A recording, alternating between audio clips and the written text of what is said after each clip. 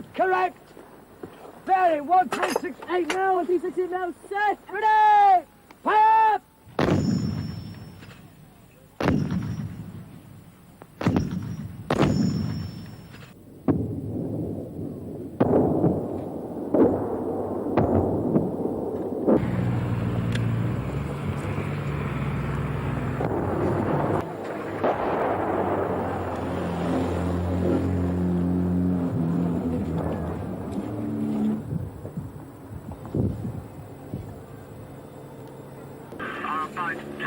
Negotiations will commence this evening.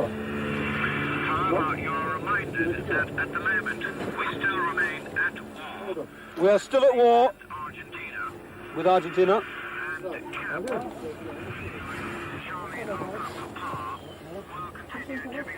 And we'll still have cap. Precautions against anything happening. Normal anti-air precautions. Argentina should be continued. 8-2, Roger, out. Negotiations will start tonight. Although there appears to be a ceasefire at the moment and the Argentinian forces in the Falklands have appeared to have surrendered, this does not necessarily mean that the forces in the mainland Argentine will necessarily stop fighting. Therefore, we will have normal cap, that is air cover, combat air patrols, and we should take the normal precautions against being caught by surprise or whatever. There is a white flag flying over Stanley. Very marvellous. Joe Howard, Jasley.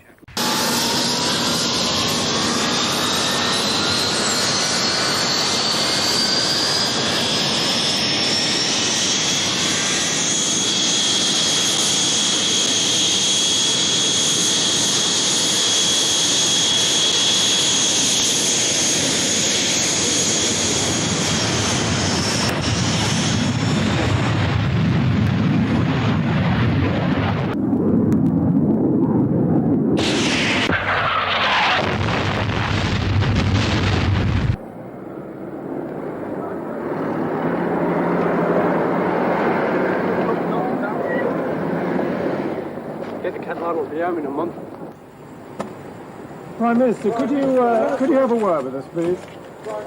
Prime Minister, we have a microphone here.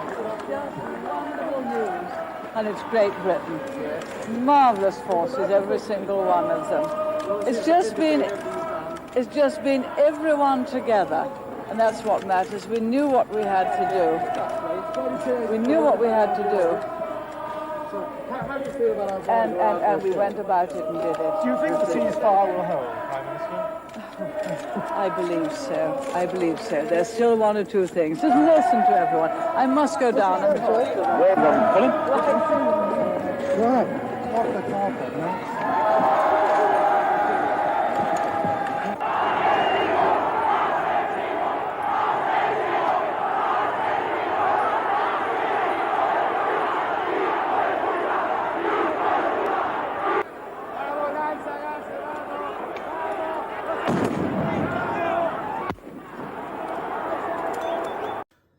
Hi guys, and welcome back to a new video. So in this video, as alluded to in the previous, a couple of items shown in that one will be featuring in this one as well. Specifically because we are covering a topic we've already covered twice on the channel. And to be honest, both those times were shite. To put it bluntly. So we, as you can see by the title, hopefully, and by the image I used as a thumbnail, we are covering a infantryman, in this example specifically a corporal of 2nd Battalion, the Parachute Regiment, specifically at Goose Green, so the Battle of Goose Green during the Falklands War in 1982. Again, as I said, I've already covered this twice on the channel, and they were both crap. And again, to be honest, they were both badly researched. I didn't have the kit available at the time. It wasn't put together properly, and it's what it is. That's my fault. I rushed things. I thought, oh yeah, that'll do. It was kind of a that'll do thing. And I think the last one I uploaded was a couple of years ago now, when I was at my old address. So a good few years ago now. So as I just said, so that's beside the point. Let's get onto it, and we'll see how we get on.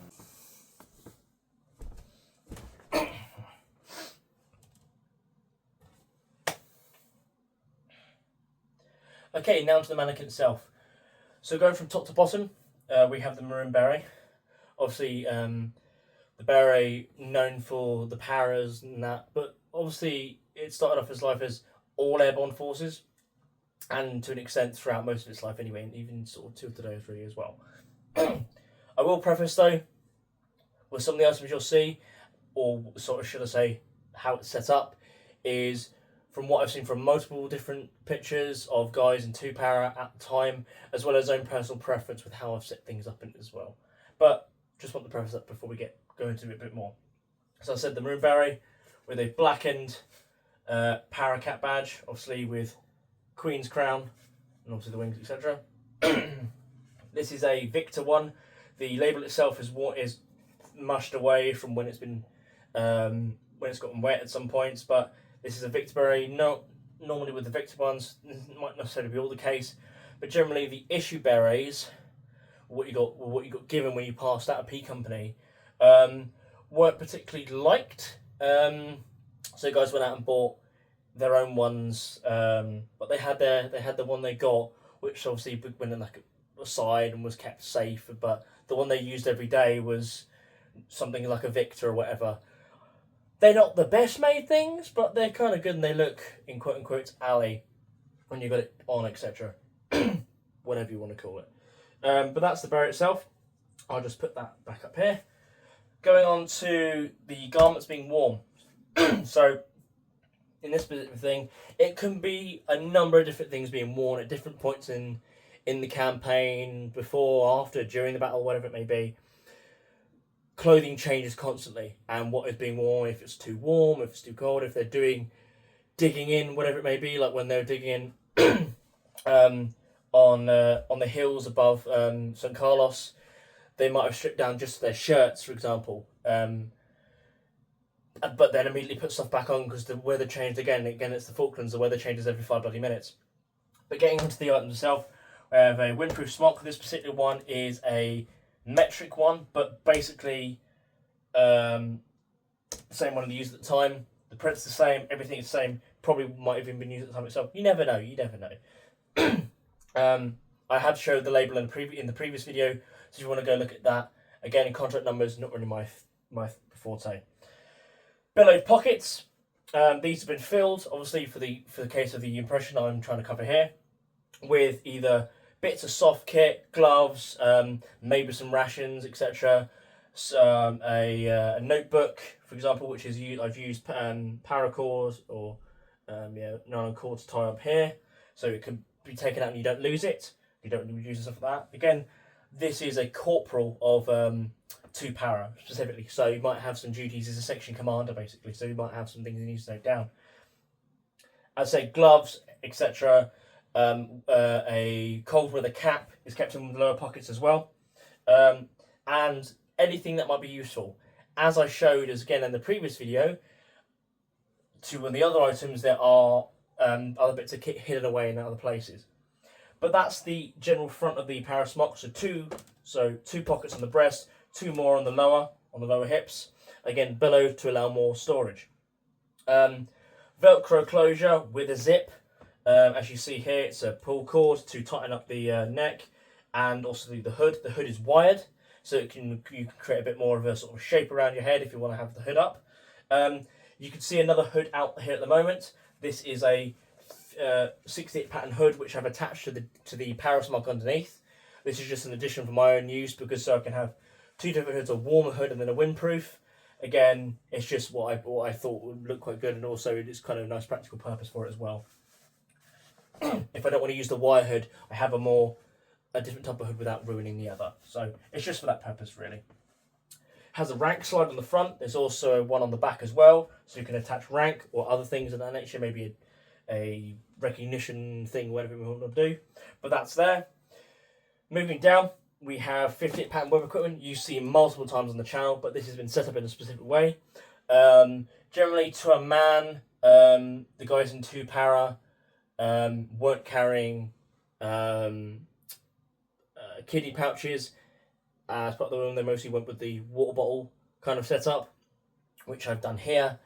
Again, you see them with more or less. Again, depends on the individual, because it depends on how wide you are. You might be able to fit more things in the belt or not. If you want to go with just 58 pattern water bottle pouches, or maybe 1 or 2 44 pattern water bottles. Again, it all depends on the individual. The belt itself is a slightly altered one. So this is a roll pin belt. Quick, easy use. I prefer these to the 58s. One, you don't have to fumble around with a buckle. Quickly slip through and pull tight. It's much more comfortable, much more easy to get off in a hurry as well. So say if an individual's wounded, you don't see them a lot, but you do see them sometimes in the Falklands. I just think it's a good bit of kit, and it serves my purposes better generally than other things and a normal 58 pattern buckle. And if you need to get the webbing off for any reason, again, if the individual's wounded, quick pull, and this comes straight off like that, and always untightens, etc. And then just to pull tight again. There you go. That's all pulled tight, and that's tight to the body, etc. Obviously, just not that one I did. Left and right ammo pouches containing a multitude of different things. Ammunition, not just for your service, not just for the weapon you might be carrying, but maybe for the squad automatic weapon. Sort of the GIMP, the general purpose machine gun, could be carrying mags for the L4 Bren. Most not necessarily greatly with the paras, more so with the Royal Marines, though they quite favoured the L4s. Or might be carrying other things, maybe grenades, either fragmentation, smoke grenades, white phosphorus, for example, was quite heavily used, especially for cleaning out trenches, etc., and obviously for concealment. But if you want to clear a position, white phos generally does that quite well. Hanging on one of the pouches here, we have the para helmet. This one's a slightly later one, I believe, if I remember correctly. Yeah, this was a slightly later one. The earlier ones, you see this part on the helmet itself is normally a brown colour, but this one's black. This was slightly later.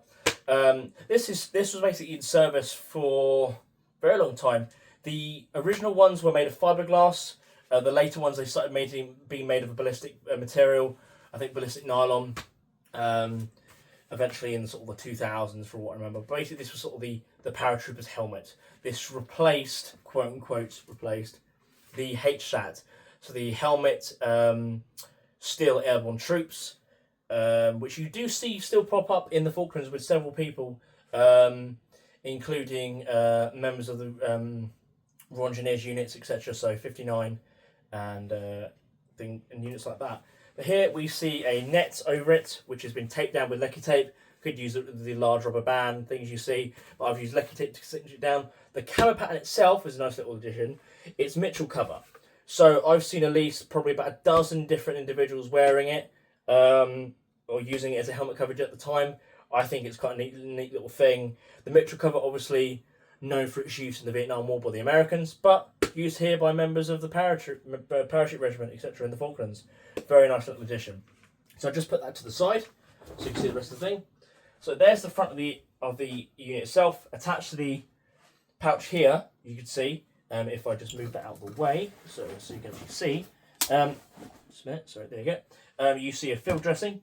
This one's a shell dressing specifically. Another field dressing is being carried in one of the pockets here. Again, just to give it an extra sort of thing. As I said in the previous video, covering some of the items I picked up, these era of smocks, the windproof and the para smock, do not have the first field dressing pocket on the sleeve. That is a later addition in the mid-80s. So the pack is being carried anywhere else. Again, generally, guys will be issued more field dressings, so you might be carrying more than 2, or even more than that, as many as you want, really. Obviously, it depends on your role, but also it's just for safety-wise, and people get into that kind of habit of carrying some bits more. Also, generally, a thing with 2 para, they were known to, well, they were told to they were all not ordered, but they were basically equipped with, each of them was equipped with at least a litre, I think it was a litre or half a litre, of basically, I think it was like a saline solution, or I can't remember, it was a Hartmann solution, that was it. to be carried by each man, again, for medical purposes. So that was a sort of a thing for specifically with 2 para. Each of them was carrying one of those. Again, where they'd be carrying it, again, depends on the man. It might be in the berg, it might be in the webbing, it might be somewhere else. Again, it does depend. Turning it round, we see this. You might be saying, but they didn't use gas in the Falklands. No, they didn't. However, this is another use. So this is the S6 respirator bag, obviously. However, in this use, it's a very good waterproof bag. So in here, and because obviously capacity is somewhat limited with getting rid of the kidney pouches to an extent, obviously as you have your Bergen and whatever else maybe, and you've got your smock and you can. But in terms of keeping things dry, I have my cooking equipment and my rations in bulk, bar some other things, in here. So if I open this up, so we have, so there's the instruction sheet and how to deal with it. And obviously with the rations itself, the whole ration box I've emptied. So I've had that in a previous video several months ago, showing the contents of the Arctic ration. All these easily decant into this with room for extra things. So they decant into there, keeps them dry. And also I said my cooking equipment. So I have a small gel stove there. I can also fit a gas canister in there if I wanted to, something like that. Obviously, yes, this is an 80s one, but you get the point. Something like that can fit in there, including the cooking unit itself can go in there as well, with room. So that can go back in there. And again, Velcro and then press stud lock, keeping it all dry. And it just means you've got one place to access your whole thing. It's on your hip, it's there. You might not fight with it. Again, there's some bits where generally guys would carry these, but just with slung over. I don't like the sling over. It's uncomfortable. It's a bit of a ball ache with me. I'd rather have it attached to my hip. And I know I don't have to decant or whatever just to get my food out. I can have immediate access to it, so I don't have to take off my webbing. It's there. It's accessible. Turning round, going round to the back, we have the poncho roll. This being used for a poncho. And also a DPM waterproof jacket, or crisp packet as the OD green ones were known as. But this is a DPM one. They were brought in the late 70s and very, very common by this point. Very, very good bit of kit. Probably a bit earlier actually with introduction. I said ponchos there and waterproof trousers are in there as well, all rolled up into that. It's a bit of a solid unit, but it means I've got my waterproof kit ready to use if I need it. Below there, we have 1, 2, and 3 water bottle pouches of differing ones. So you have 3rd issue and 1st issue mixed in, some different shapes. Technically, I could fit something else to the belt, but I don't want to overcrowd it, and it becomes a bit disjointed and also becomes a bit too busy. As well, it makes it a bit uncomfortable when it's too much laden, and this keeps it nice, equally distributed, especially with this on the side as well, if you can still see. So, in here, we have a water bottle, obviously. In here, we have my wash kit. So, because obviously where I've decanted and where I put a lot of my soft kit, so my spare underwear, spare socks, cap comforter, wool stuff, gloves, NI gloves for example, all of that's distributed amongst the 2 smocks. So my windproof and my parasmock. In the back poacher's pocket, in the pockets themselves, and to that nature, it means there's more room in these for other kit. For example, as I said, my wash kit. So things of that nature, my hussive or housewife or sewing kit is either in one of my ammo pouches or in one of these, depending where I want to put it. So it means there's more room for other things elsewhere. It also means I'm not carrying as many pouches, etc. that I have to access. It's just there on my body as well. Because it's on my body as well, they're keeping warm, which is a good priority when you're in places like the Falklands where it's cold almost every day, even during the summer months. When you get Arctic winds, and especially towards the end of the campaign, you had snow. So again, the 1st issue one is carrying my wash roll, my wash kit in there, which is really, really good and nice handy to get to. So just lock on that and that comes off. And I said, another water bottle in here. In this one, we've got my mess kit. So my mess tins are in there, along with some other bits which are there in there to stop them rattling, as well as so it just keeps it nice and solid. And another, and it's free space you can use as well. Turning around more, getting the arm out of the way. we have the 44 pattern water bowl. It means I have 2 cups. I have the metal cup, so I can use it to cook in. So I can use that to cook in, and I don't necessarily have to use my mess tin to cook. So I can use that to cook. If I just quick boil in the bag, put the mug on, I can boil whatever's in there, and then whatever water left I've got, I can use it to make tea. Also, I have the 58 pattern one, as I already said. So the plastic one, which is there for obviously my water, and the plastic mug if I don't want to use the metal one. Again, it's just that option really as well. And obviously the 44 pattern water bottle with the rubber cap, which is better. It's less noisy, and it's a better seal, and it's generally better in my personal view. Turning it round again to the front, sort of finish this off before I go on to the next sort of part. As I said, underneath here, if I just unzip here, we have the parasmock, as you can see there. Underneath that, we have an AirTech shirt, or jungle shirt, whatever you may call it. People say, well, the guys will be wearing the KF shirt. Technically, yes, but no. So, with 2 para specifically, they were meant to be shipping out to Belize when they got the call out for when they will be actually changing and going actually to the Falklands instead with the crisis that was unfolding. They were meant to be going out to Belize, so the vast majority of them were wearing these. So AirTech is fine weave of cotton with small holes in it all around to allow the flow of air to go around when you're in the jungle. It has its benefits and things considering you're going down to the Falklands, but considering that you could have this on, have a bit more airflow in your lower areas, and then obviously changing it up with, you can just add on layers above it, like your smock or your windproof or whatever it may be, your Arctic parka, depending if you wear those, or any other item of clothing you might use, because obviously the weather changes so frequently, even during the day. You can have 4 seasons in one day in the Falklands. You might want to change it round. But again, there's ups and downs. It's cotton. It means it does take a little while to dry. Wool generally is a bit better at keeping off the damp. Again, it all depends really. Thing is that with the KFs by the 80s, it was more of a wool mix really, so it has some issues there. But beside that, just a little quirk with 2 para etc. was with the AirTech shirts. So that's a 2-breast, so to say, two breast pocket setup of the 1960s type of shirt. As I said as well, we have the parasmock underneath. As I said already before in the video, in the poacher's pocket at the back, we have my soft kit in Ziploc bags, plastic Ziploc bags, which were absolutely around at the time. But it means my soft kit is keeping, 1, it's keeping in a safe place. I've got access to it. 2, it keeps dry because it's in the Ziploc bags. And 3, it's also comfort for me if I'm ever laying down on anything, or got my back to anything, or even with my webbing, because it sits there and it doesn't put too much pressure on my lower back. And that kind of the same thing with these as well, with the pockets here. It stops it from hitting the hips too much, as I found it's very, very comfortable. It's just one of those added layers. And again, because it's against my body, it keeps it warm. So if I want to change it, it's dry and warm, which are the main 2 things, considering so many casualties were suffered in the Falklands, down to cold weather, wet, etc, etc. Keeping your feet dry was practically almost impossible some of the times. So having the ability to change socks is a massive bonus.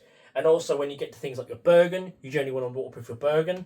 As a general thing, what I learned early on in my life when I did cadets, for example, I put bin liners lining the entirety inside my bag. Even if so the Bergen was quote unquote waterproof, it's an extra layer that allows me to have more confidence in my kit staying dry.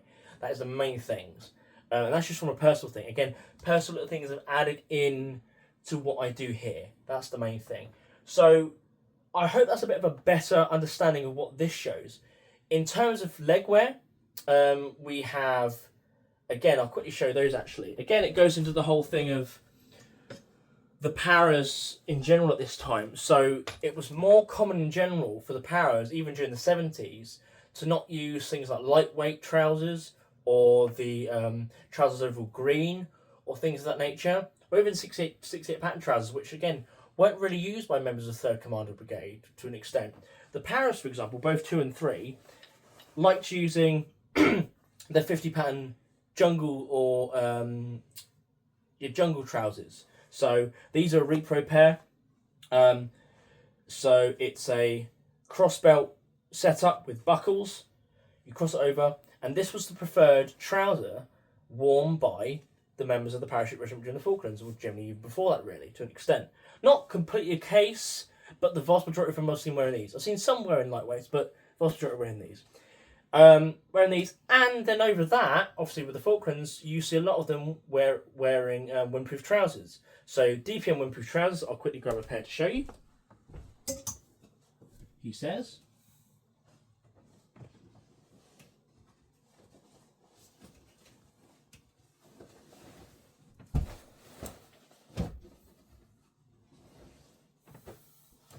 So this is a slightly later example pair itself.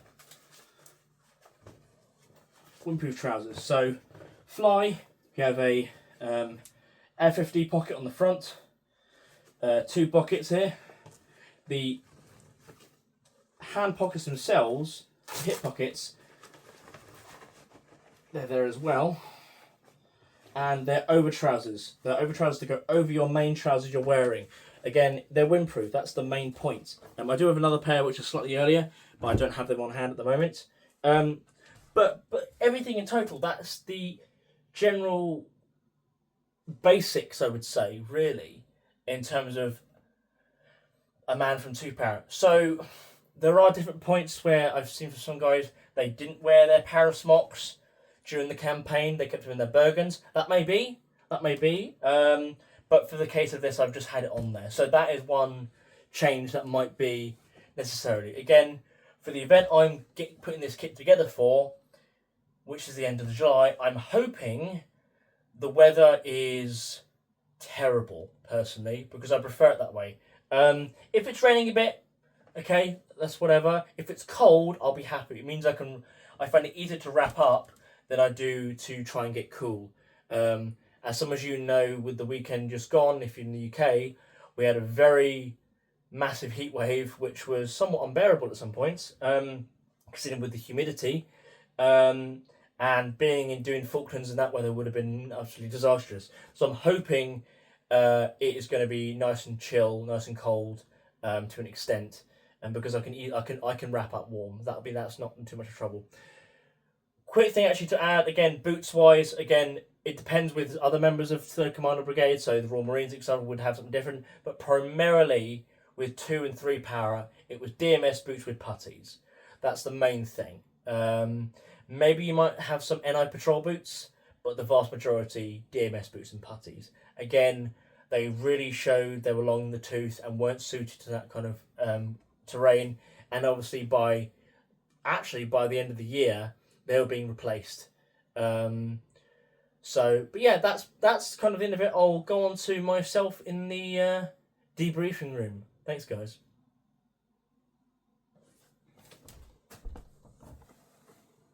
So I really hope you enjoyed that. Any tips or whatever, anything I did miss out, please put in the comments down below. Obviously be civil, please, otherwise you will be removed. I've had a couple of those the last few months, but it's beside the point. Again, uploading wise, I will probably never improve on that. It's just the way I work and the way my head works when it gets around to things, and I'm not a really great fan of editing, but that's beside the point. If you did hear some noises in the background, you probably recognise some of them. That's my Discord going off. Apologies for that, just the way it is. I would normally turn it off. You probably heard it just there. But I just have it running in the background. It's been all day, and the computer, I'm doing stuff on it at the moment as well, so I can't really turn that off. But beside that, I hope you enjoyed. There is probably always room for improvement, as I pointed out when I went through the display itself and the kit. But I think at the moment it's very well. It's best I can get at the moment, really, without spending way more money. And again, this is generally how I want to carry it anyway, to the extent of being as accurate to the time period as well and what was being carried at the time as well. So it's a bit of a mix of both. For example, as I pointed out, like, I haven't got my equipment bungeed. You might have it bungeed, you might have it put elastics on it. I don't have that on mine, just because I find on that setup, bungees don't really work for me, but they might work for other people, but that's beside the point. But anyway, beside that, I hope you enjoyed. If you want to like, comment, subscribe down below, please do. It really helps out the channel. And I will see you guys in the next one. Bye for now, guys.